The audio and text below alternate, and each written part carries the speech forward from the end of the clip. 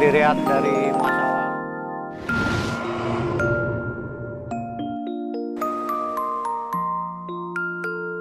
Waktu tahun 72 itu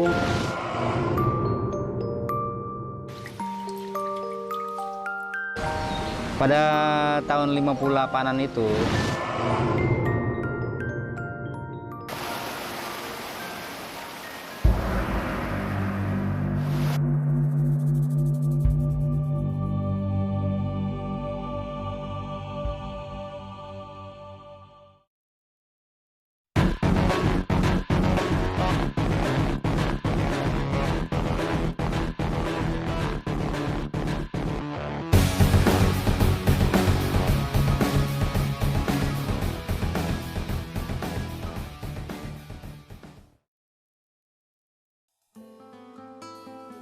kawasan Gunung Salak bersama-sama Gunung Halimun dan Gunung Gede Pangrango merupakan hulu dari beberapa das utama di Jawa Barat, terutama das Cisadane, Ciliwung, Cidurian, Ciujung, dan Cimandiri.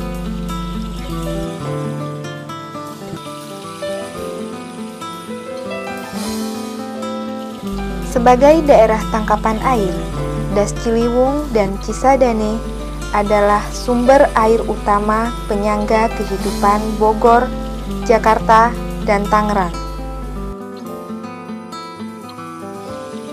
pada tahun 58-an itu ya, yang Bapak ketahui itu air di Ciliwung itu lebih bening daripada yang sekarang gitu ya, lebih bening daripada yang sekarang. Sampah-sampah juga dapat dikatakan tidak ada gitu ya, dapat dikatakan tidak ada. Kebeningan airnya bisa dimanfaatkan untuk mandi ya, untuk nyuci, dapat digunakan secara umum lah oleh masyarakat di lingkungan ini ya.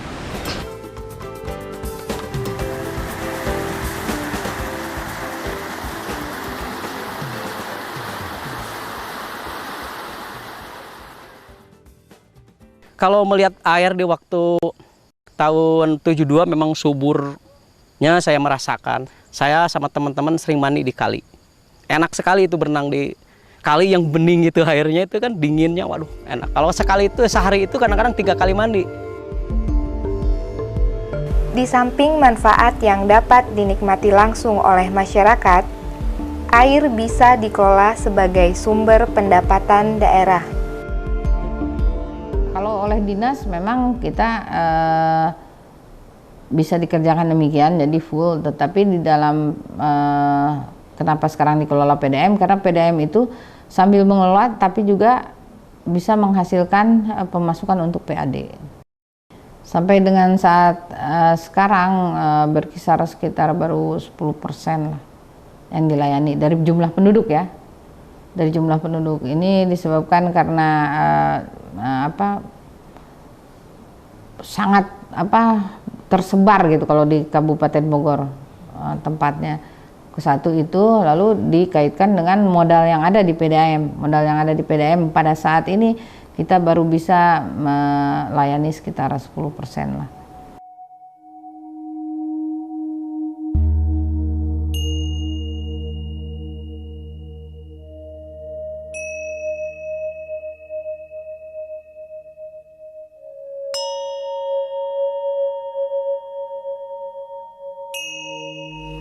Namun, dari tahun ke tahun, daerah tangkapan air mengalami tekanan, sehingga fungsi sebagai sumber mata air jauh berkurang.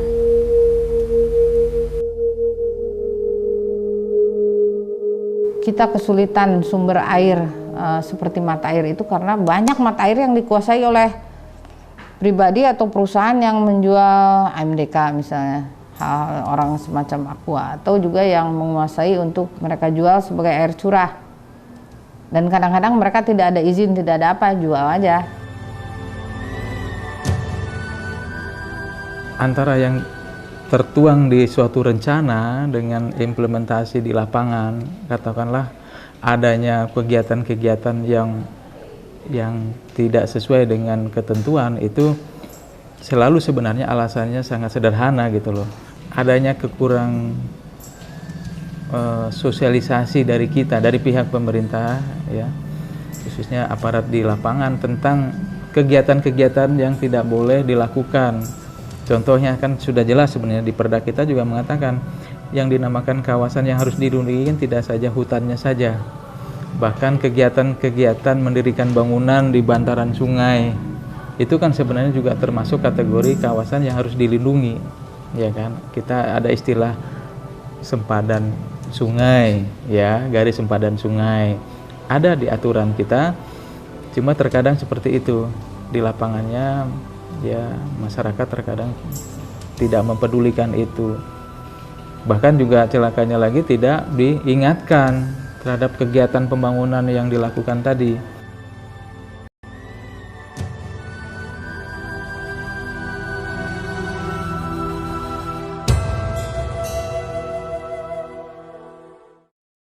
Pada kenyataannya sekarang yang Bapak ketahui memang di daerah puncak itu utamanya itu ya, kan banyak yang tadinya hutan, yang tadinya perkebunan teh atau apa namanya, pokoknya hutan yang tidak biasanya atau tidak umum untuk dibuatkan suatu tempat tinggal. Sekarang di sana kan berdiri rumah-rumah, villa, kadang-kadang juga mungkin restoran dan sebagainya, hotel dan sebagainya yang tadinya itu adalah merupakan daerah untuk rembesan-rembesan air hujan gitu. Nah sekarang kan permukaannya itu sudah mulai berubah dari permukaan tanah menjadi permukaan semen yang tembok lah gitu ya, sehingga aliran hujan itu akan tidak terserap oleh tanah, jadi langsung mencari tempat yang lebih rendah, airnya masuk ke Ciliwung semuanya, jadi tidak ada yang terserap gitu. Setelah ada penanaman pinus ini dari 80 mati total Sungai Cimuncang. Boleh sekarang lihat ada air nggak di Sungai Cimuncang? Nggak ada. Kalau dulu bisa lah mandi sama kerbau pun bisa sama dulu. Akibat semua aktivitas tersebut, air bersih yang menjadi hak setiap orang menjadi sulit diperoleh. Di musim kemarau, mata air dan sungai mengering. Sementara di musim hujan, air menjadi bencana. Banjir dan tanah longsor tidak asing lagi di telinga. Sungai yang jernih menjadi cerita.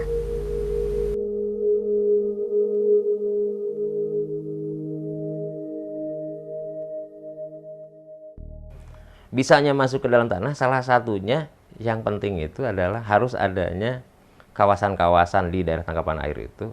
Penggunaan lahannya itu ya vegetasi pohon-pohonan, semacam hutan ataupun tanaman pohon walaupun perkebunan ya, itu bisa membantu memasukkan air hujan itu ke dalam tanah.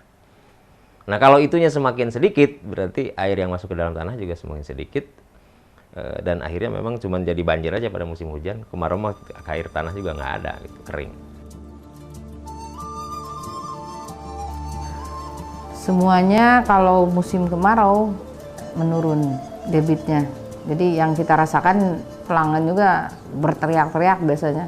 Begitu juga dengan sungai. Kalau sungai itu mencapai sampai 30% penurunan debitnya kalau musim kemarau. Malahan kalau di daerah Jonggol itu kering, nol debitnya. Kalau dilihat dari masa lalu Pak ya, air sangat jernih, tidak kayak sekarang. Air yang masuk ke saluran intik itu dilihat lumpur-lumpur ini banyak yang ngendap di saluran.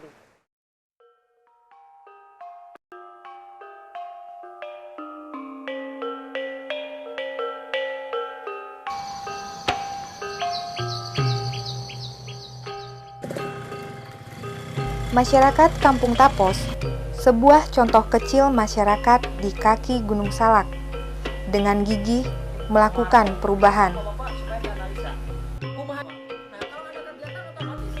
Mereka sadar, air adalah sumber kehidupan. Air yang datang dari langit tidak akan mengalir menjadi mata air jika hutan tidak mereka jaga. Tanggal 20 itu ada penanaman bambu semuanya. Tapos, Pasir Tengah, Jagati, Cijulang semuanya bersatu menanam bambu. Udah dilaksanakan. Sekarang tinggal mengurusnya aja. Jadi kita harus melaksanakan konservasi. Tebing-tebingnya gunung itu harus ditanaman bambu. Satu, untuk menjaga longsor. Kedua, penghasilannya tentu ada. Ketiga, keluar mata air atau nambah air. Hanya itu aja, tidak apa-apa, hanya itu aja saya. Di sini kan udah dibikin contoh lah, yang ada penanaman bambu itu dia yang di hutan ya. Itu kan kalau bambu itu kelihatannya dari akar-akarnya itu kan keluar air sedikit-sedikit gitulah. Jadi mudah-mudahan masyarakat semua itu menyadari menghijaukan hutan lagi kayak zaman dulu campuran lah. Apalagi sekarang ada kegiatan suruh nanam buah-buahan. Itu harus benar-benar itu digiatkan, Pak. Kalau menurut saya.